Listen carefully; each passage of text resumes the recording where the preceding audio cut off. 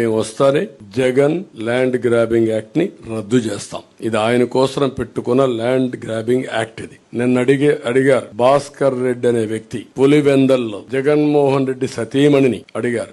ఏమడిగారు? మా నాన్న మా తాత ఇచ్చిన భూమి పైన మీ ఫోటో ఎందుకు పెట్టుకున్నారు, మీ ఆయన ఫోటో ఎందుకు పెట్టుకున్నారు అడిగారు. రాజముద్ర పడవలసింది ఎక్కడ?